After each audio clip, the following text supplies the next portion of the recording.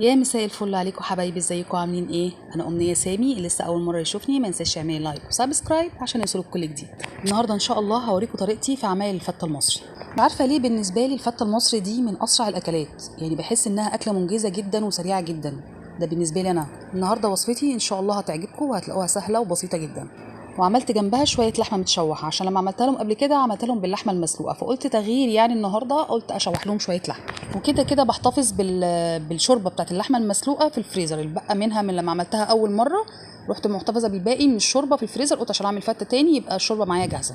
فالنهارده برضو هعرفكم طريقه اللحمه الضاني المتشوحه، بجد بتبقى حكايه ودايبه زي ما انتم شايفين كده، شايفين دايبه ازاي؟ فتعالوا معايا عشان تشوفوا الطريقه بالتفصيل. اول حاجه هبدا بيها وهي الرز، عشان يكون استوى كده عقبال ما اخلص بقيه الحاجه. بحط معلقه سمنه كبيره واحب ازود لها معلقه زيت. بحب اعمل الرز بسمنه على زيت عشان بيديني الرز كده مفلفل وجميل. انا مش هعمل كميه كبيره، انا هعمل حوالي طبق كبير كده، فبنزل بكوبايه رز واشوحهم كويس جدا مع السمنه على الزيت، علشان احاول ان كل رزايه يتعمل لها كفر بالسمنه والزيت. بوريكم هنا ان الرز خلاص اتغلف كويس. هبدا انزل بقى بكوبايه ميه، الكوبايه اللي نزلت بيها بالرز هي نفسها كوبايه ميه، او الميه تغطي الرز بحوالي عقله صباع صغيره. هنبدا بقى ننزل بحوالي معلقه صغيره ملح، واول لما الرز ينزل ميته نوطي عليه ونسيبه لحد ما يستوي. هنا بقى هنبدا نجهز اللحمه المتشوحه. بحط حوالي معلقتين سمنه وانزل بقطع اللحمه تاخد صدمه، محركهاش خالص لحد ما لونها يتغير معايا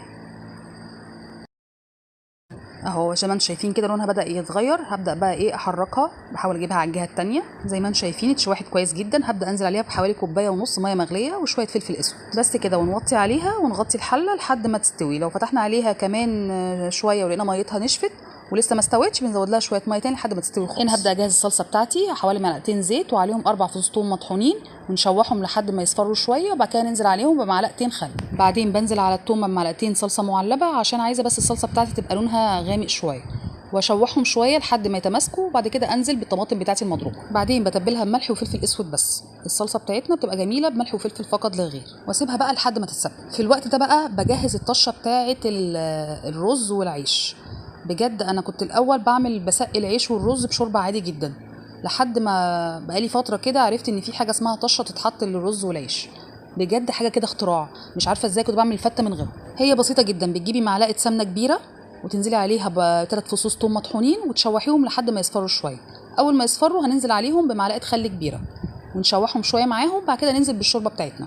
بجد مش عارفه ازاي كنت بعمل فته من غيرها، بخليها الفته مديه طعم رهيب. كل اللي اكلها فعلا حس بفرق رهيب في الفته. زي ما انتم شايفين الشوربه اللي انا حاطه دي، زي ما قلت لكم كنت لما سلقت اللحمه قبل كده حطيت الباقي من الشوربه في الفريزر بطلعها وقت ما بعمل الفته على طول. هنا بقى هبدا اجهز العيش بتاع الفته. بحط مع حوالي معلقه سمنه كبيره كده حلوه، وابدا اغلف كل العيش بتاعي. انا عندي الاير فراير، هدخله الاير فراير.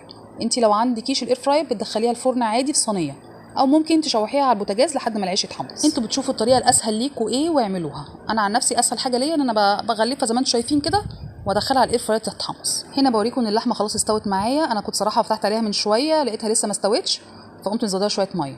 هنا هبدا بقى احط لها شويه الملح. الملح ما يتحطش الا في الاخر عشان يسهل عمليه السوا واللحمه ما تشدش معايا. بس اللحمه المتشوحه عباره عن ملح وفلفل اسود بس. هنا بقى يعني في تركه بتديها طعم وهمي، يعني بنعمل لها فحمايه في النص ونغطي عليها ربع ساعه كده لحد ما تشم الفحم كله. زي ما انتم شايفين اللحمه سايبه لها شويه صوص كده عشان لما اجي اسخنها اتقل الصوص بتاعها، يعني يساعد على التسخين. وابدا انزل بقى على الفحمه سرسوب زيت عشان عقبال ما يولع، واغطي عليها ربع ساعه عشان تشم الفحم كويس كده. تمام. العيش بتاعي اتحمص. هبدا انزل عليهم بقى بالطشه اللي انا عملتها لكم دي، اللي هي بالشوربه والتومه. اسقي العيش كويس جدا كده عشان العيش يدبل شويه، يعني مش عايزه برده بيبقى فيه شويه قرمشه. وانزل عليه برده بشويه صلصه صغيرين، وابدا اقلب بقى العيش كويس مع الخلطه دي. اهم حاجه بس ما تسقوش العيش الا لما تكونوا فعلا هتاكلوا دلوقتي، عشان اللي يبقى فيه زي ما قلت لكم شويه قرمشه. هنبدا بقى ننزل بالرز بتاعنا. المفروض في المرحله دي كنت انزل بطشه الشوربه تاني فوق الرز، بس للاسف انا نسيت، رحت منزله الصلصه الاول وبعد كده قمت افتكرت موضوع الشوربه انا ما نزلتهاش، نزلتها بعد الصلصه. وكان طعمها فعلا يا جماعه خرافه. طبعا كنت سخنت اللحمه بتاعتي تاني لحد ما الصوص بتاعها تقل شويه. بصوا انا بوريها لكم دايبه جدا، وكل الفحم طعمه فيها رهيب، اكنك بتاكلي لحمه شويه بالظبط. بجد لازم تجربوا طريقه اللحمه المتشوحه زي ما انا عملتها كده، بجد يا جماعه هتعجبكم.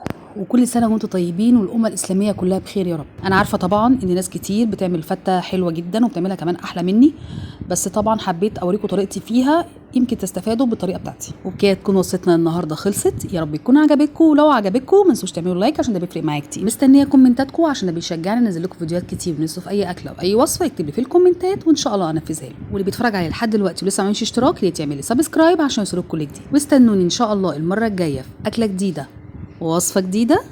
سلام.